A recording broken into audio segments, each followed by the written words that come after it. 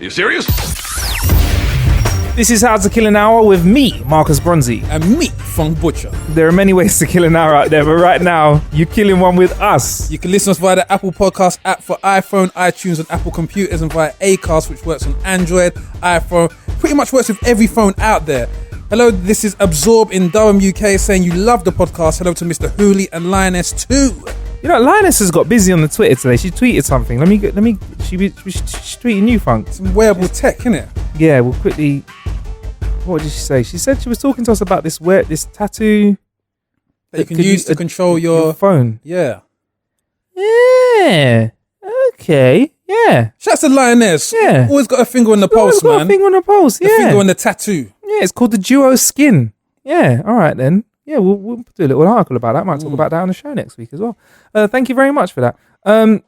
Also, hello to Big Games Machine and Games Vice. We reviewed the Games Vice product last week. Yeah. And Funk Butcher made them very happy because he managed to liken their product to a vegetable. Yeah. Yeah. In a nice way. You managed to make a vegetable. Yeah. And you managed to make a technology and vegetable comparison. Yeah. And make it sound nice. How? That's the Shakespeare in me, man. Hey. Smooth as chips. So check out episode 50 to hear all of that as well. Also, thank you to Wonder Horse saying on iTunes, this is the funniest podcast on iTunes right now and has me laughing insanely every week. Also has the best tech reviews, informative chat. What do you mean? We're very formal.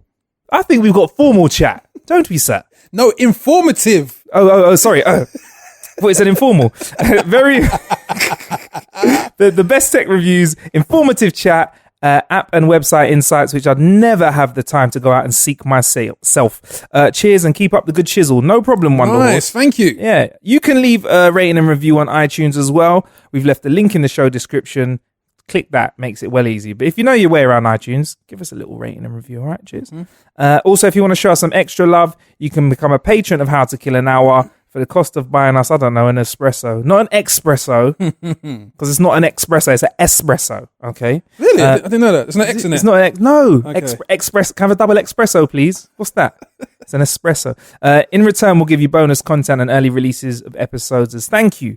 To do all of that, all you have to do is go to, where do you need to go to, Funk Butcher? howtokillanhour.com/T. You know, innit? It should be espresso, innit? Or espresso. No, go to howtokillanhour.com/T. So kill a bit this week, Funk. Can I go first? Yeah, go on. Ladies first. I've been back on that Lamzac Fat Boy. Yep. Back on that Lamzac Fat Boy. And we spoke about a Lamzac Fat Boy in episode 50. It's this inflatable sofa which requires very small amount of effort. Yeah. I'm getting better and better at putting this up now. You got it now. I'm putting it up like a boss now. I'm just out. I was whip it out in the park, and within 20 seconds, I'm comfortable. I'm shielded from the ground. Yeah, I'm insulated from the ground. Yeah. Got a little bit of breeze because I'm a little bit up off the ground as well. Yeah. People are looking at me like, who is this guy? Yeah. Like, who do you think you are? I even had somebody walk past me and go, bare swooshes like a Nike commercial. Yeah. And then like sometimes when you're in the park during a summer's day, you know, us folk like to enjoy ourselves, but there's also the resident drug user that kind of makes their way over. And he came over and went, yeah, living first class lifestyle. Yeah. You see, that's always a proud moment when you can impress the local drug dealer who's always under the influence. So if you can impress someone who's under the influence, that must be crazy, man. Bruv, he was trying what he was supplying. 100%. He was like, yeah, living first class. I was like, the fact that I'm... This is so far from first class, bro. There ain't enough mushrooms in the world that could impress that guy, and you managed to do it with the Lamzac Fat Boy. Yeah, and you know, it almost made me feel like I was part of the gang. I was like, yes, bro. And I was like, no, I'm not first class. So no first class business. But so I've been flexing with that. It's definitely become something that, you know, you get a little bit of tech and you don't realize you need it until you have it. Kind of like the iPhone, really, isn't it? Like now that we all have iPhones or smartphones, we can't imagine going back to being able to only save 10 texts in your phone. There's a point where you could only save 10 text messages with 140 characters in your Nokia phone. Now, gigabytes of WhatsApp group messages. And I can't imagine going to the park and taking, like, if I go to the park and someone takes out a towel, I'm like, This is it. Right, you got, yeah? I've become that guy. So I've been on that. Also, speaking of being jealous, like everyone's jealous of my Lamzac, I want a Game Vice, man. You want one? Yeah, because Dev's got one. I've got one. And we only got 2, so Okay. I'm just reaching out to Game Vice. I feel like playing sad music. Yeah, you have to play sad music as well. Let me get the violin out.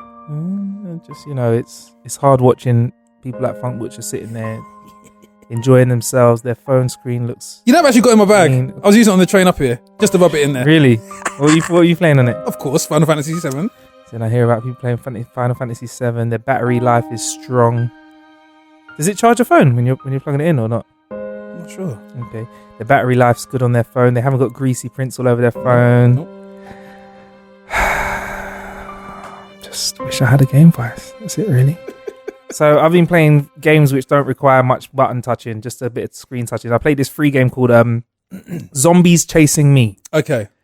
It's kind of Olympically themed because you're running. It's this, of course, bird's eye-ish view of your character. Kind of like, imagine you were looking at a side scroller game from the side. Yeah. And imagine a bird's eye view game. Okay. Imagine somewhere in between there. Okay. Like it's kind of corner down. I don't know what you call it. So there's a bird's eye and there's a scroller. Yeah. I don't know what I call it. 50-50? So it's kind of like a 45-degree angle? 45-degree angle, yeah. You're at a 45-degree angle to your character. Yeah. And zombies are chasing him around a track. And you know, like on a sprinting track, there's like 5 lanes. Yeah. You got to run around and you have to avoid obstacles that are in certain lanes and then get into certain lanes that have gold stars, coins and that sort of stuff. Yeah. But what I love about the game is the sounds that it makes when you're playing it. Yeah. It's so freaking scary. So if you get chased by a zombie Usain Bolt. Oh, well then there'd only be one level in this game, be very short. Listen to the sound this game makes. It's crazy. It's by Boombit, this game. Zombies Chasing Me.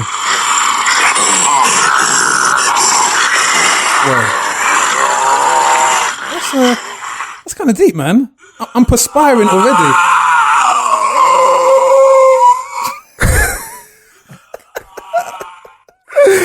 So yeah, it's a little bit like I'm not usually into games like that, but yeah, man, I've been having great fun and like you can do like lap times and you can complete lap times a little bit faster. That sounds like me when I saw my phone bill last month.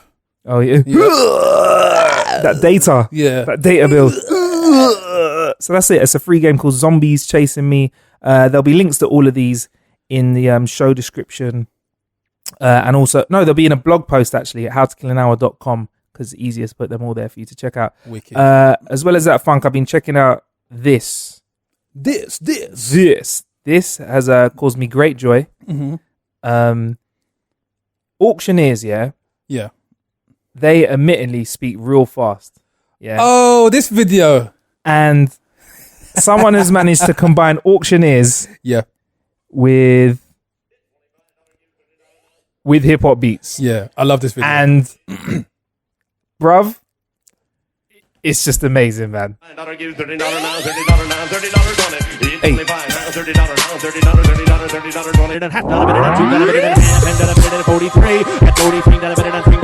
There's one that goes in right after this. It's like a Texan Young Thug, basically.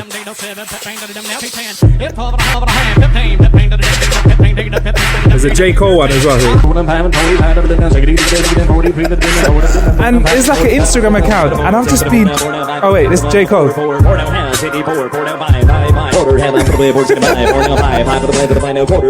But yeah, I've just been checking it out. I love it. You know when you just... Kendrick the Cowboy.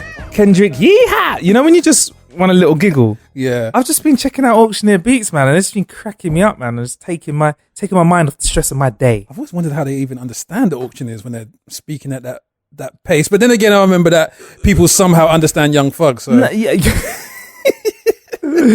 But no, seriously though, like how do you understand someone to go one? Are they actually saying stuff? Or are they just going 100, 110? Like, I think when you speak to the people who actually at the auction, they're just like, We didn't understand him. We just like his flow. You know the bit where he just We had a kind of music called jungle here in the UK. Yeah. And would you say the peak time of jungles is it like 90, 94 and that 95? Yeah, about up to 94, 95. And it was that was when there was MCs that actually used to spit over beats that were like, they were like About 160 BPM. 160, but they used to spit inside. That's what they're like. Someone needs to do that actually. Yeah. Jungle auctioneers. Should we do it? Let's do a couple old school jungle tracks. Jungle auctioneers. I'll be on that, man. And finally, Funk. Yeah. I'm the sort of person I've been very busy lately, and I know you're busy, Funk, and I know you, the listener, you're also busy. That's part of why you listen to How to Kill an Hour, because you're looking for different ways to kill time without wasting time, killing time in the wrong ways. Yep. You know what I mean? You get that? Yeah, of course. Yeah, I mean, you're looking for new ways to kill time because you haven't got much downtime, so you want to make sure when you're using your downtime, you're using your downtime wisely and killing time wisely. Those bars. Yeah.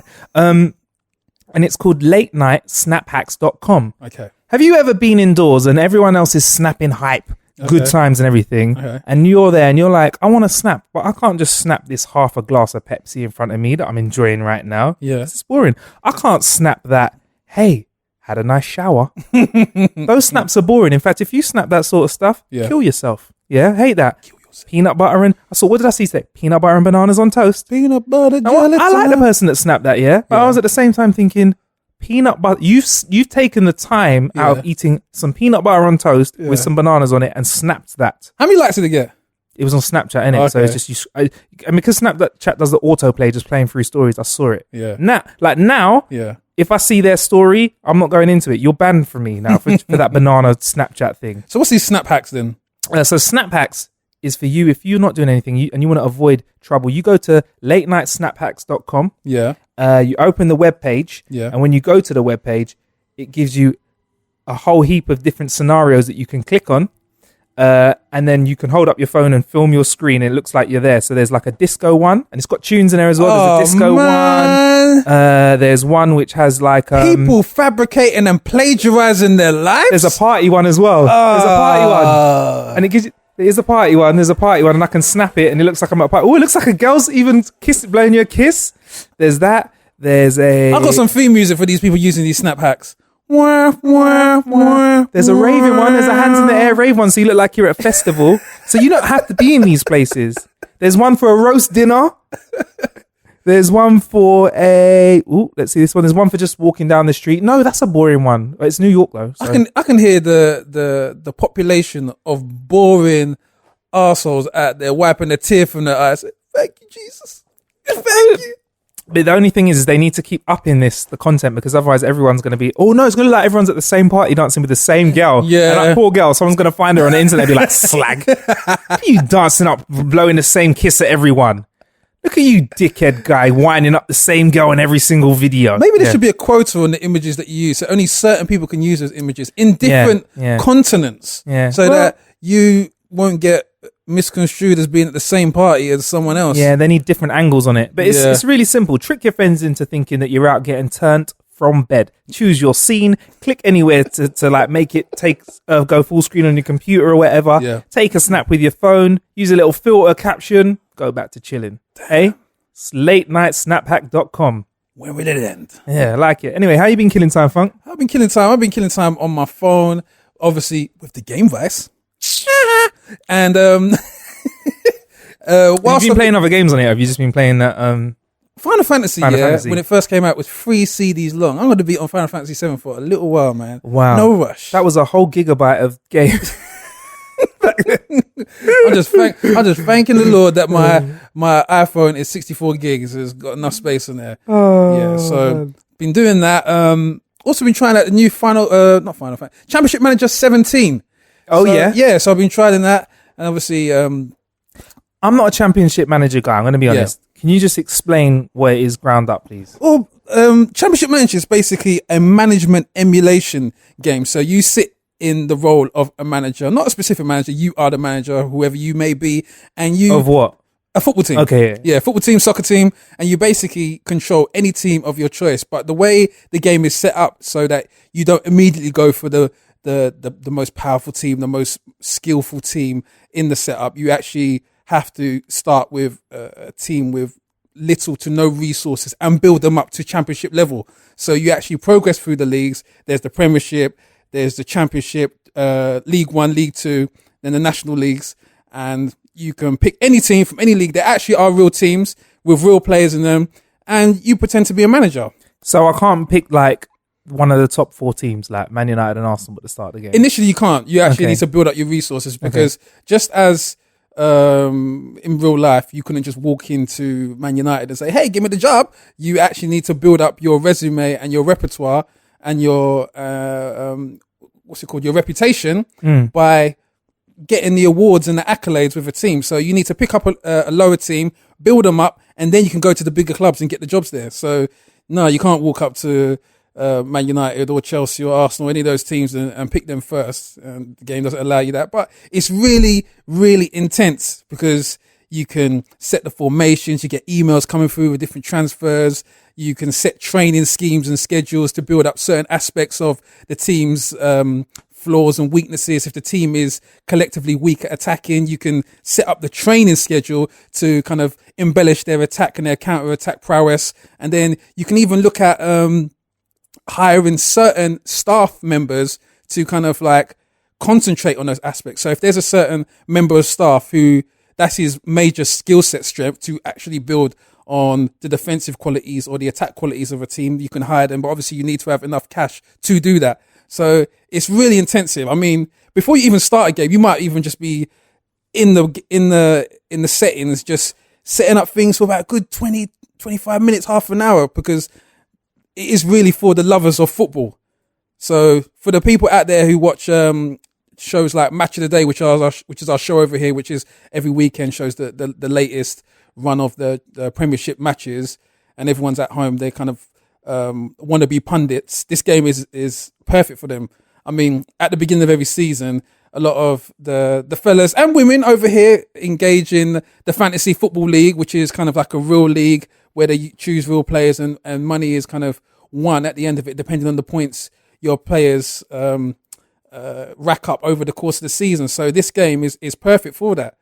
So it's a football game. Yeah. But with none of the football in it, it's more about the political, financial side of managing a football team. Yeah, it's all about the strategy. It's all about the philosophy, the football philosophies that are behind the winning of games.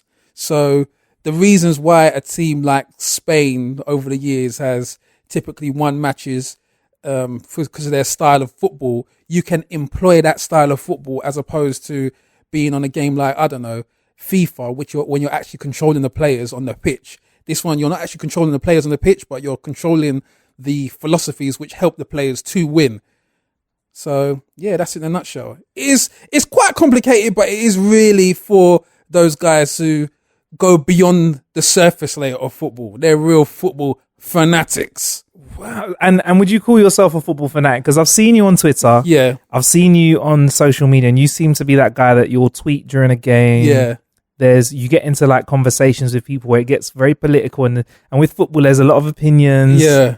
Is this a sort of game that satisfies that sort of knowledge? It's definitely for those that clientele that go in on the football knowledge. They care about who was sold to what club, what injury has happened, how long they're going to be out for, who should replace them, all those kind of talks that happen in and around a football match. That is for them. Would I struggle as a novice, or could I get into it, or do I need to watch a lot of football? I don't think you need to watch a lot of football. I feel like all you need to do is have an interest in football, and this game will do the rest. It will actually show you the behind the scenes aspects of what it takes to even get to the first game. Obviously, there's different cups involved that you're entered in for, as well as the overall league standpoint. But yeah, this game is very much for everyone. It's out now, freeness, yeah, even better. Freeness. Yeah. Do you get to watch any game at all in it? Yeah, so literally they have a little simulation of a game, and the simulation game is like is little dots moving around on the pitch and moving the ball around. Do you watch that, or do you fast forward through that? I actually watch that because I actually want to see where the goals are coming from and whatnot. You can obviously speed it up if it doesn't interest you, but you can see where the goals are coming from, what player gets injured, the game pauses when a player gets injured, so you can replace the player and make certain changes. You can change your formation. You can change your formation within the game and whatnot. So it's really kind of like what it does, it empowers you. So next time when you're sitting with your lads down at the pub or with your girlfriend and you're sitting down in front of the TV, you can impress her with your amazing football knowledge based off playing Championship Manager 17. All right. Okay. Well, in a nutshell, that's that. Yeah. Have you seen Suicide Squad yet? Yes, I have. Like, Funk stopped us giving it the official review last week. Oh wait, out of 5. Sorry, Championship Manager 17 out of 5. Out of 5, 4. All right. Why does it not get the 1? It doesn't get the 1. Sorry, the 5, the extra 1. Yeah. The extra 1. It doesn't get the extra 1 purely based on the fact that it might take you a little while to get used to the interface because everything's a little bit complicated and all the kind of additional info screens pop up to tell you what the new buttons on the interface does. But once you're through that, it's smooth as chips. Smooth as That's my catchphrase from now on. Oh my gosh. Episode 50. Episode 50. Smooth as chip. That should be the episode name. Yeah. So yeah, Suicide Squad. Yeah, onto Suicide Squad, which I feel like Marcus is looking at me, giving me the evil eye because he knows I'm going to go easy on Suicide Squad because I've got a soft place in my dark heart for the DC for the DC franchise. And to be fair, do you know what? Yeah, I always take into account mitigating circumstances. This director, I heard he was under a lot of pressure, man. Yeah, he was under a lot of pressure because the studios, Warner, they're under it. They are literally playing catch up with Marvel and those guys and Disney and whatnot. So he had to churn out something really credible, really palatable in a short space of time, and involve and link it to the Man of Steel franchise and not the franchise, but the Man of Steel film and the Batman vs Superman film. And I feel when you take that into account, he's done a good job. He's done a good job. Listen, it's not it's not the most amazing film, but I have seen a hell of a lot worse. That's one.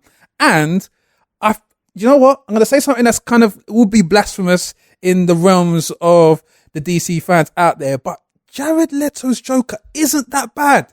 He's quite good. Do you know what? He actually resembles more of the Joker comic book character, in my opinion, than anything else. I mean, Heath Ledger's Joker was very quirky, very artistic, very lip-lipping. Lip-lipping, like he just had KFC, and it was just iconic. But that iconic image and legacy has kind of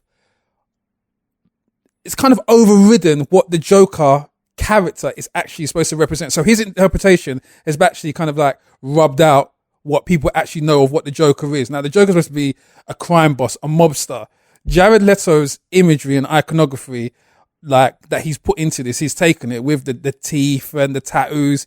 He looks more like a mob boss. Even his whole interaction with the other kind of mob boss in there, who is played by Common in the film, it is kind of more symbolic of what the Joker is supposed to represent in the comic book version. So I feel like the film did get that bit right. The only criticism I would say, the only reason why I'd give this film a 3.5 out of 5 is because it was very rushed, and the kind of the main antagonist, which turned out to be Enchantress,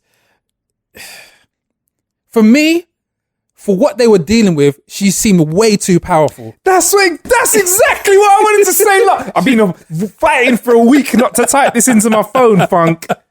Exactly, I concur fully. Yeah. Come on, bullets versus magic. She seemed way too powerful. And it was a case of like...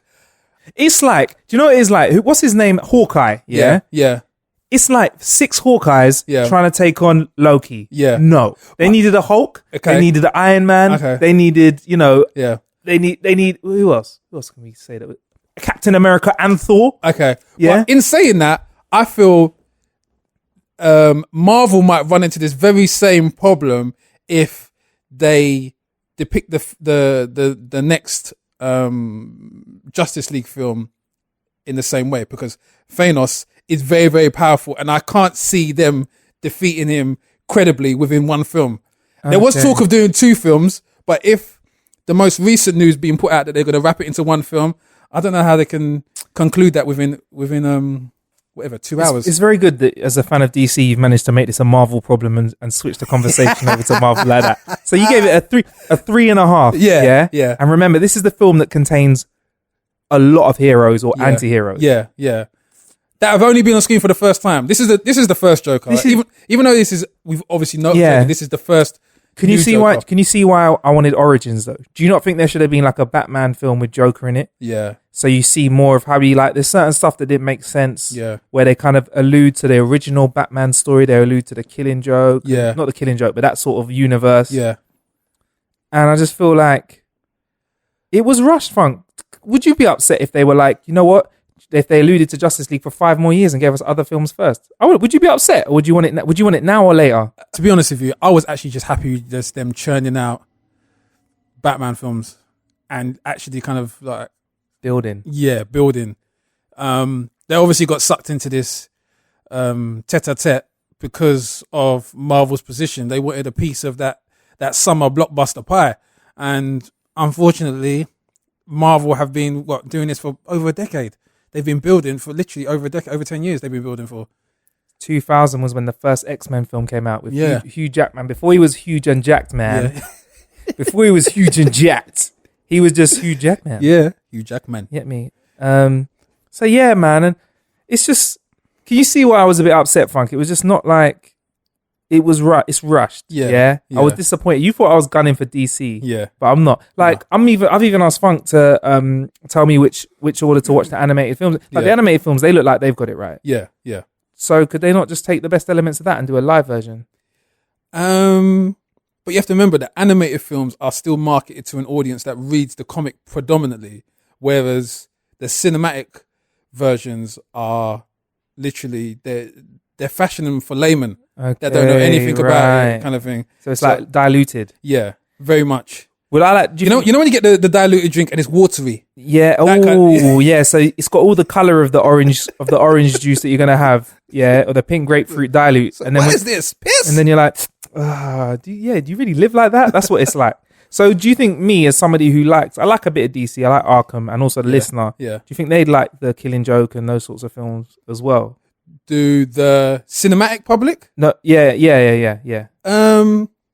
To be fair, I've heard Jared in interviews, and you notice Jared hasn't done any of the press or the promo runs, innit? Why? Because he's still holding true to the Joker entity. Fucking load of boy. I know you hate method actors. No. I like it, because it's a technique. I just like that. You know what? I don't give a fuck what method you do. You can ride a horse 6 hours a day if you want to become an official professional horse rider, if your character's a horse rider, or you can not and have a stuntman do it, and I don't see it. Yeah. What matters is the end product, Yeah. And there was a lot of hype talking about how I sound like such a hater because I like Jared. Yeah. But there's a lot of hype about how he was like sent Will Smith sent him a bullet and that sort of stuff. Come on. Sending a man a bullet's going to make you act better. I'm not a professional actor. I don't know about this, but I'm like, no. Yeah. Is that because Heath Ledger used to like lock himself in a dark room apparently to get into character? Well, no. Obviously Heath Ledger went through a lot of... Well, he fucking killed himself, didn't he, bruv? Apparently because of it. He took it to the edge. So this is not a good kind of acting then. I don't like that kind of acting. I think... And plus, I thought Jack Nicholson was better. So I was like, and he's alive. So his technique's the one. But this is why I'm saying the iconic nature that Heath Ledger has left anyone who plays the Joker character in a sticky... So they fucked it all up, basically, because everyone's focused on being... I want to talk about my method of sickness. Like if it was like... All right, I get it. So you're saying if they said Jared Leto came on set on time, smashed it and went home, cool. Yeah. But if they were like, he actually giggled all the time. He sat in his room like listening to a laughing noise again and again for 4 hours to get into character. Well, this is the thing. I feel like don't you think it's weird that we're in a stage where a Batman film with Joker's actually the star of it. That's how it's got now. Yeah. Cheers, Heath. Fucking laughing, isn't he?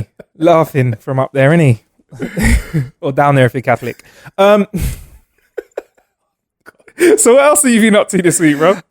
Aside from that, getting ready for my DJ gigs, playing out in Mallorca on Sunday for Kiss FM's pool parties, and then Tuesday be flying over to Ibiza. So When can you start pulling some weight and just say, yo, my boy Bronzy needs to come out there? it's coming, man. Yes. That was the generic dismissal. That generic dismissal. I was like, fuck, when you gonna give me that tenner that you owe me still? It's coming, man. It's coming. I did it so effortlessly as well. Yeah, I got you, man. What's another generic phrase that means nothing, but it means sort of, hold tight. Yeah. I got this, man. Yeah, I got you, man. I got you. Sorry. So yeah, your gigs. Yeah, so because I'm going to be away for a little bit longer than normally I am, so I normally kind of fly in and out.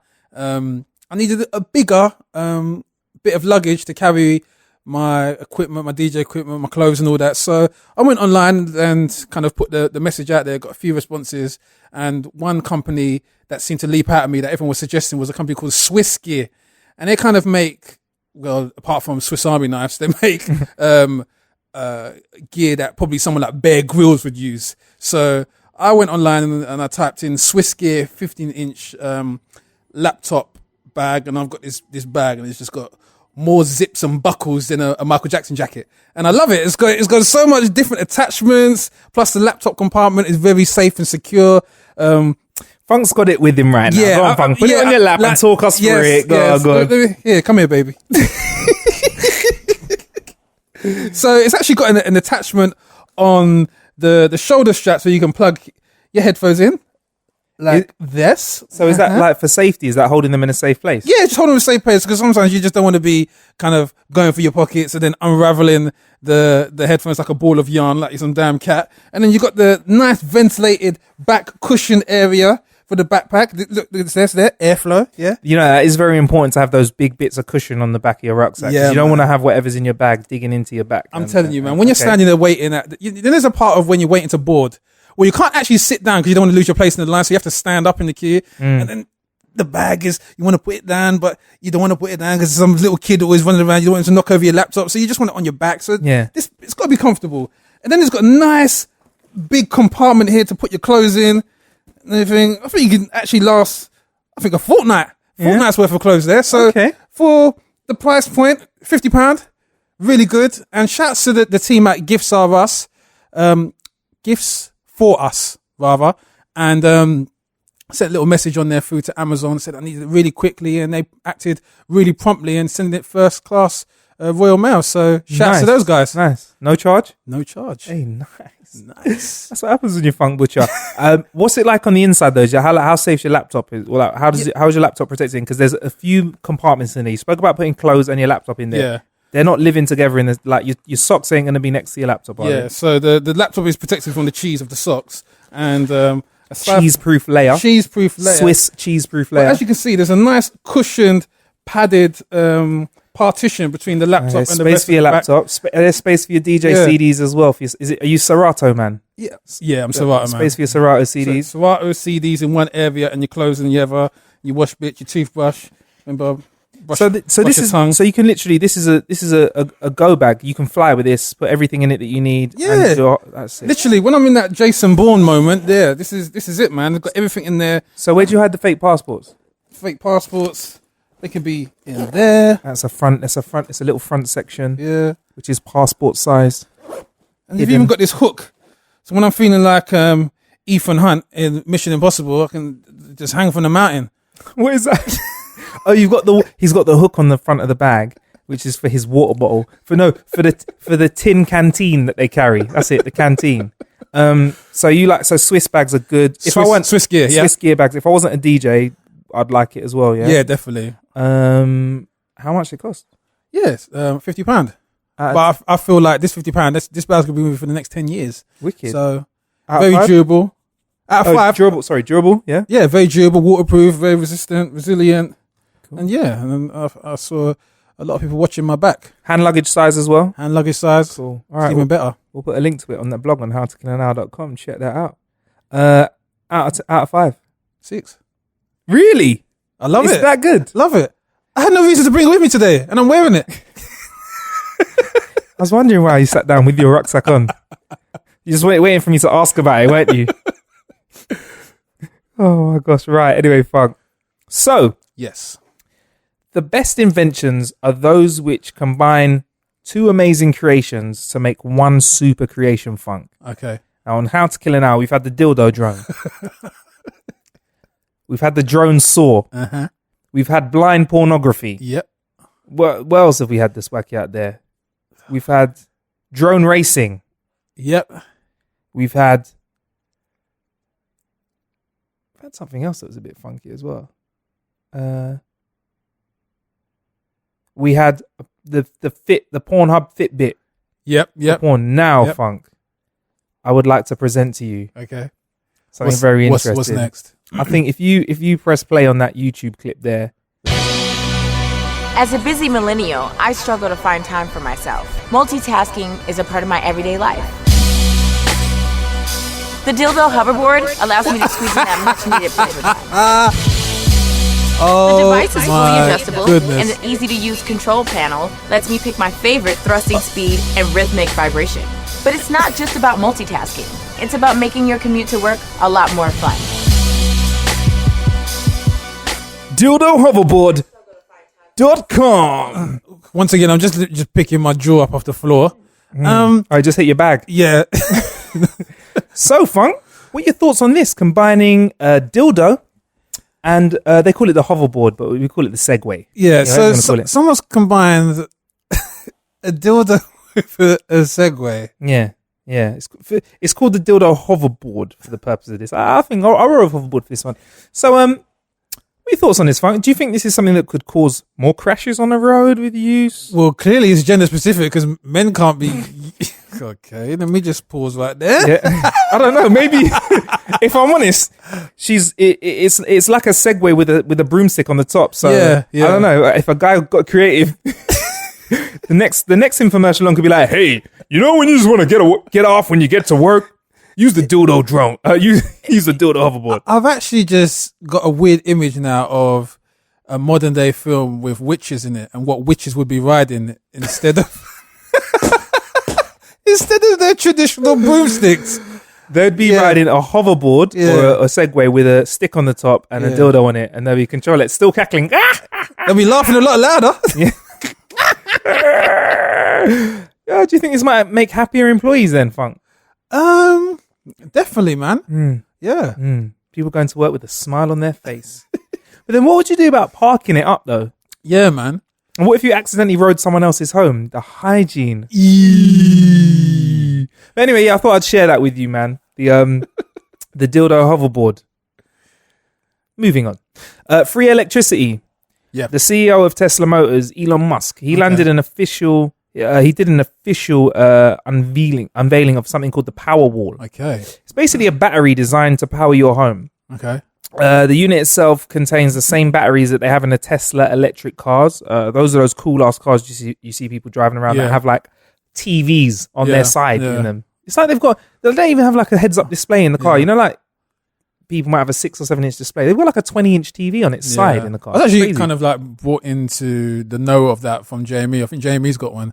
Has he got a Tesla now? Yeah, he's got a Tesla car. He's had one for a while. And British MC JME. Yeah. And he drives by itself as well, I think. Yeah. So by itself? Yeah. Yeah. What, like down the road? Yeah. Fully automatic? Yeah. Oh my gosh. Yeah. So that's scary. Shout out to Jeremy actually. Especially like if you're in the States, he's like the guy that's behind Boy Better Know, innit? That was he was the first guy that I heard saying Boy Better Know, CEO. Yep. Yeah, so shout out to him.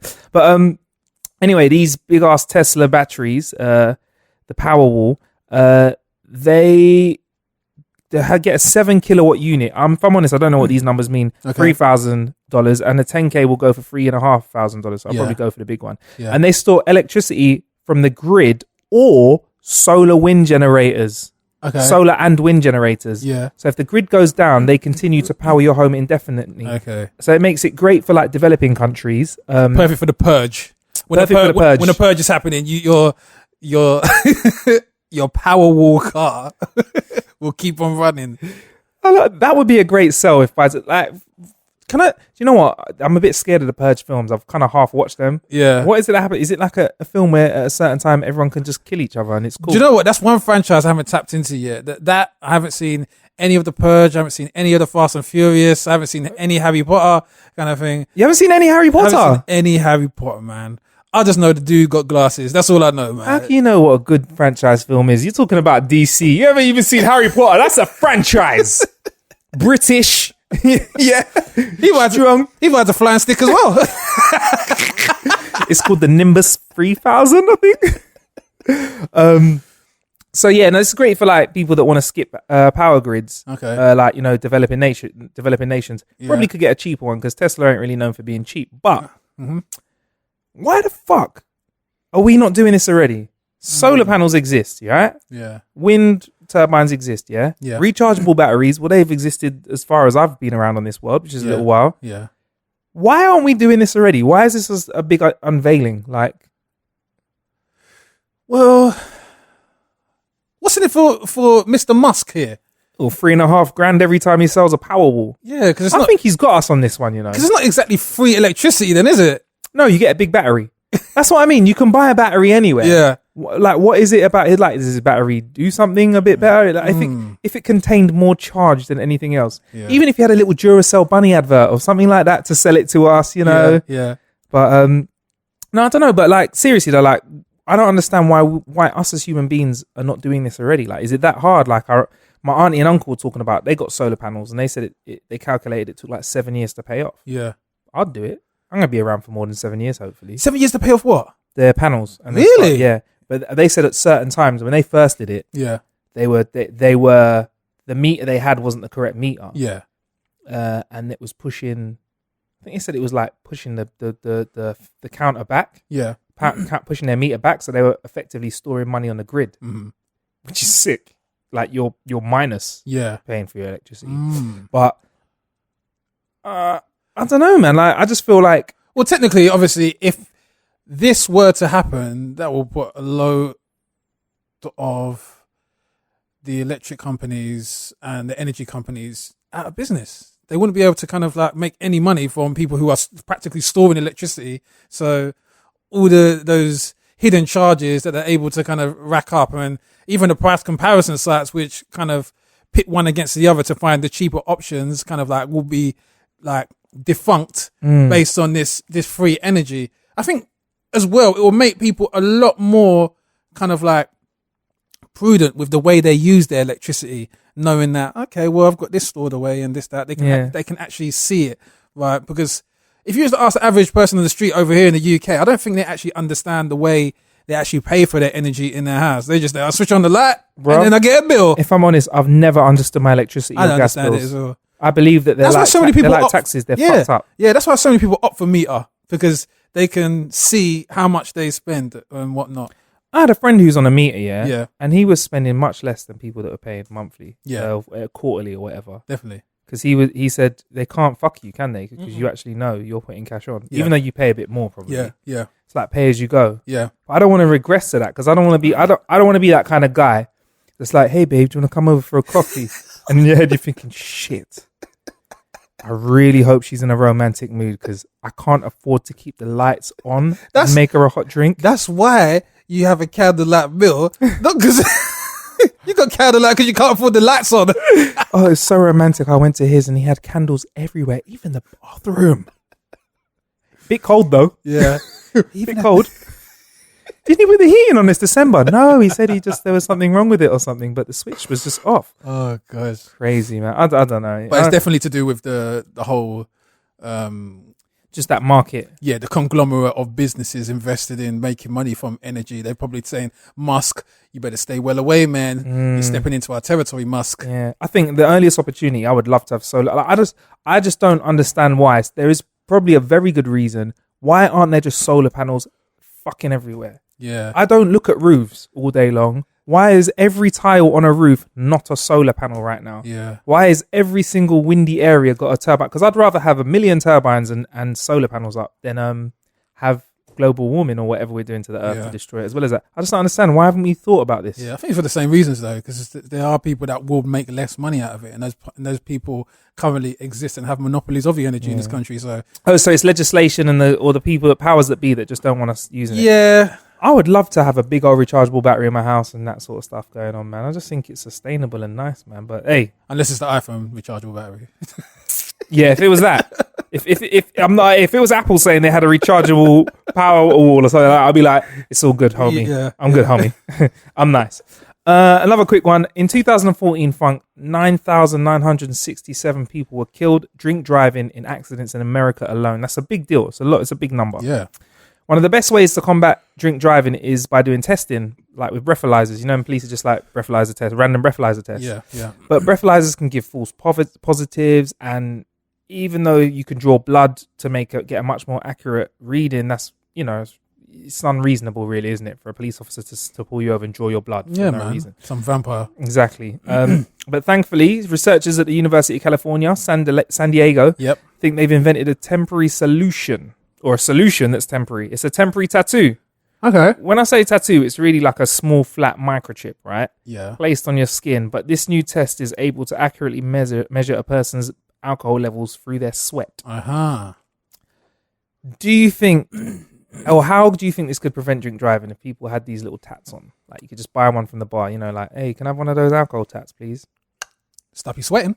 But the thing with that is that no sweat, no stress. Yeah. Yeah.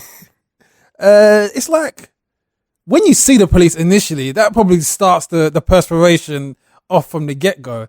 So there is that. And then obviously within the sweat, how much alcohol can be detected through that? If they can't detect it through blood, like, how accurate can the sweat be? So I'm a bit dubious about that. I presume it's more accurate than the current breathalyzer test. So that's what I'm taking that as gospel. But yeah. I don't know. Do you think that this could encourage drink driving? Because people could be like, you know what, I can have about 3 or 4, and they just sit there testing themselves, and they're like, yeah, I'm fine, I'll be all right. I'm a bit over now, but I'll be all right on the way home. Yeah. Or do you think this will be something that will like discourage drink driving? People be like, oh man. I think because there's a club in West End where I feel like it's been doing the rounds on the kind of the front of one of those go-to places that isn't run of the mill. It's basically a bar in an igloo. I don't know if you heard of it. Oh yeah, what's it called? Ice bar. Yeah, I think is that what it's called? Yeah. Oh, okay, that's a very imaginative name. So ice bar will probably have a lot of alcoholic people that don't sweat. Maybe they're actually conditioned and acclimatized to beating this tattoo. Can you dig it? Okay, so you're saying the fact that you might not sweat. Yeah, you might just decide to put the tattoo under, like, on a part of you that don't sweat, like your elbow or knee. I'm good to drive, boy. I'm fine. I still sweat here. No sweat, no stress, bro. I don't know. Maybe if people have the opportunity to choose how much they drink and have more knowledge, like, because I've never at any point gone, I'm going to breathalyze myself and see. I'm the kind of guy, I'm 100 or 0, innit? Yeah. I'm on the Coca-Colas, or I'm on the drinks. Yeah. Get me? I'm getting an Uber home. I'm getting an Uber XL just to lie down in. But I don't know, man. I feel like I would like to see less drink driving. I think it should be something that's really frowned upon, man, because it's not cool, it's not big, it's not clever. Yeah, it's very dangerous. Yeah, it is. Not just for yourself, but for other people. Exactly. But I'm going to stop preaching. We've got one more before we get out of it, Funk. Is that all right? Yeah, sure. So what do you mean? What do you mean? A hacker got 2 years in jail for celebrity swatting. So what swatting is when you hit the fly. Is not... What swatting is say I had your details and you were on, say you're doing like an online mix. They usually do it to like online gamers, but say you were like live broadcasting in your house on your decks. Yeah. I'd call the SWAT team, or here in the UK, the local armed police, and be like, I've heard that Funk Butcher has, and you say whatever it takes, you kind of work out what it takes to get a SWAT team to burst in your door. So I'll be like, Funk has like a ridiculous amount of drugs and 50 million guns and a rocket launcher cocked at a school, facing a school right now. And they'd be like, oh really? Yeah. And they'd be like, come over. So there's like videos online. If you type swatting in, you'll see like a YouTuber be like, hey, or a gamer like, hey, I'm just going up there, leveling up. And you just hear, police, really? Police, get down, get down. And they're like, what? And they burst on this room. So that's what swatting is, man. It's crazy. You see their face pushed against the keyboard. Yeah. Or you see them going, like now it's like, yeah, they got us again, man. And like, it's proper wasting police time. But this hacker got 2 years in jail for celebrity swatting. Okay. So the US hacker put the personal data of celebrities and officials online as well. Okay. Has been sentenced. So his name's Mir Islam, and he also made bogus calls that resulted in armed police storming the homes of film stars, federal workers, and public figures. He's just the ultimate pranker, isn't he? Bruv, he's a pranker. So Pranker. just the names. I'll give you some people whose names, details he's put out online. Yeah, birthdays, addresses, phone numbers, and social security numbers of more than 50 people, including Michelle Obama, the First Lady of the United States, FBI Director Robert Mueller. Is that Mueller? Yeah, Yeah. Mueller, and CIA Director John Brennan were posted by Islam to a website called, I'm not going to say it because I don't want to get in trouble. But, bruv. So they actually got a SWAT team to wrestle Michelle Obama down to the floor. So no, I'm not saying that, but he, for example, got Prince Harry's details, put his, not just his details, his address, birthday, whatever, his bank details, put them online so that other people could do like finance related fraud. Oh man, mash up their credit. Not like you can mash up a member of royalty's credit. Yeah, but he just like went around doxing. I didn't know that word until I read this. He went around doxing people's information, which is just like going out there grabbing it and then doing the swatting as well. So what happened to him? Well, I'll get to that in a second. Actually, well, you know what actually happened to him? He did a year in police custody before this. Okay. So he's only going to serve a year. Do you think a year in prison? For like putting out people's details like Michelle Obama, the president, bruv. That's their royalty, man, in America. The thing is, at what point is it not intellectual? What point is it identity theft? Is it identity theft when you take someone's information and use it, or is it when you obtain it? Because that, from what you're telling me, I feel like that might be where the loophole is. If he's actually obtained someone's personal information, but he hasn't used it, hasn't taken any money from it, hasn't stolen anything, then he's merely uses intellectual and technical capabilities and acquired information, but hasn't done anything with it. Yeah. So now he's obtained it and put it online. So I presume he's took it and sold it, and be like, hey, got some credit card details. Well, if he sold it, I don't know why he's only doing 2 years. Yeah. That's mad fraud. Yeah. I don't know. Well, maybe he said he took it and put it on a website. But that's strange because I know people that have kind of like, well, I don't know them, but I've heard of people.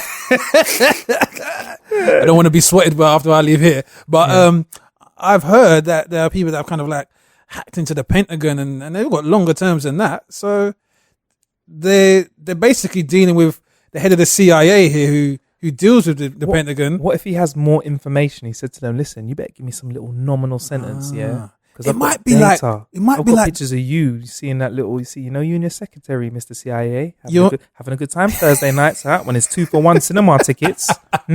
Big money man like yourself, still saving money, got the purse strings tight. Yeah, you're gonna give me a sentence? How about you give me a little year? You look like you've done a little bit to me. I look like I've done a bit of time. We're all happy. Scratch my back, you scratch yours. It sounds a bit like that film Black Hat, isn't it?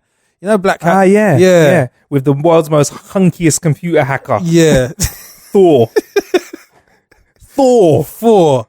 You bang that hammer down on the keyboard. So it's like, maybe this guy does have some juicy info. Maybe he knows about, what's it? It's Area 50. Was it 51? Area 51. Yeah. Maybe he doesn't know. Maybe he's got that ETs. data. But yeah, man, I think it's a bit light, you know. Maybe he's got some extra dirt. I mean, how would you feel if you were swatted though? Like you would imagine you're chilling at your house, FaceTiming, having a cup of tea, and then police kick off your door, burst in, start turning it. Because I presume they've got a duty to uphold the search, innit? They can't say, oh, we went to search somebody and they went, hey, it was just a prank and we left. Yeah. They've got to turn over your whole house. Yeah. They have to kind of like literally go through everything, even the red herrings. So, yeah, of course. I mean, I wouldn't feel too badly about it as long as I could get the message out there that, hey, I didn't do anything, man, kind of thing. But if there was still that question mark hanging over my integrity, then I'd be a little bit peed off, man. And this guy's running around with some cash off the back of my embarrassment, then yeah, that would irk me a little bit. It's funny that you mentioned this guy is basically like he's acquired the details of who else? People like Ashton Kutcher, Jay-Z. Well, these other people that have been swatted as well. So like Ashton Kutcher's been swatted, Jay-Z. And it's funny you mention because this guy seems like he's just taken Ashton Kutcher's punked position and taken it to the next level. This is punked 2.0. Oh shit! So, all right, well, I don't know if you got those guys' details, but could you imagine Ashton Kutcher? That's actually all right. Yeah, we let that one slide because he's punked everyone. Yeah, he's punked everyone. So maybe he thought he was getting punked. Yeah. But what if he thought it was a punk? And was like, hey guys, come on, went to get his phone out of his pocket. Oh shit! Jay-Z could go left real quick. Man. Arnold Schwarzenegger got swatted as well. Get out of my house! Out of my house! You're not swatting me. Yeah, we heard that there were problems here. We heard that there were arms here that were illegal. That's a negative. That's a negative. That's a negative. Let off some steam, Bennett. Get to the chopper. Oh man! If you could get one SWAT out of the way, who'd you SWAT? Ooh, Trump. Yeah, that was SWAT, and I know there'll be so many buyers. Yeah, especially the Democrats. They'll be buying. They'll be getting their wallets out. Like, give me that info. That would literally bury his campaign forever. Where would you want it done? Like during a live speech? Yeah, one of his rallies, man. I'd set up the plasma screen, and then I'd appear on the screen just like what's it called? There's 4 horsemen in what's that film we watched? Now You See Me. Yeah, Now You See Me would appear there and be like, hey, Mr. Trump. And I'd be wearing one of his wigs as well. Oh, man. Yeah, he's definitely got some embarrassing. We talk about Hillary's emails. His emails must be shocking. It's just that we can't get to them. His emails probably got bare spelling mistakes. It'd be worse than my spelling, yeah. He's probably got and with 2 A's, 2 full stops. You know, those sort of disgusting things that people write in emails. Yeah. And we also kind of find out about the way his wife plagiarized Michelle Obama's speech as well. We find we all know how that happened. It was a copy, Control V, go into her document, Control V, copy and paste. We'll find her homework in there, yeah. Oh, that's jokes, man. That's absolutely crazy. What about yourself? Who would you SWAT? It'd probably be somebody who just would least an environment where you'd least expect it. So I'll probably do it on like the 6 o'clock news. Yeah. So someone's like, today, Crime Watch. There's a show we got called Crime Watch where they talk about crimes and people get stopped for it. It'd just be great. Yeah. Today on Crime Watch, freeze! Everyone would be like, oh shit! Wow. So, because usually in Crime Watch, they have a cut scene where they tell you about the crime that they're trying to talk about. So I'd have Crime Watch, if I could get away with it, or the 6 o'clock news, or the Big Brother house. Yeah. One of those ones, because I just think you just wouldn't expect you to be chilling going, be like, Dear 14 in the Big Brother house. Freeze! But the Donald Trump SWAT, that would be incredible. You smacked it. And his wig falls off into the crowd. There's like a fairy rat everywhere. And he's just there in front of the microphone with the cuffs on. He's got his bald head. And that was it. That's how the campaign ends. I like that. And on that note, please don't forget to subscribe, rate, and comment on iTunes for How to Kill an Hour. We'll big you up, just like the people we did at the start of the show. If you want to know how to rate and comment us, we put a link in the description just for you. I've been Marcus Bronzy. And I've been Funk Butcher. Yeah, plenty of ways to kill an hour out there. Thank you for killing one with us. But anyway, just don't forget, if you want to show us some extra love and buy us a coffee or a tea, head to howtokillanhour.com/cheers and you'll become a patron of the show. And in return for a little bit of moolah, we'll give you extra bonus content, early releases of episode as thanks, and loads more. What's your Twitter again, Funk? At Funk Butcher. Cool. I'm at Marcus Bronzy. There are many ways to kill an hour out there. Thank you for killing one with us. Bless.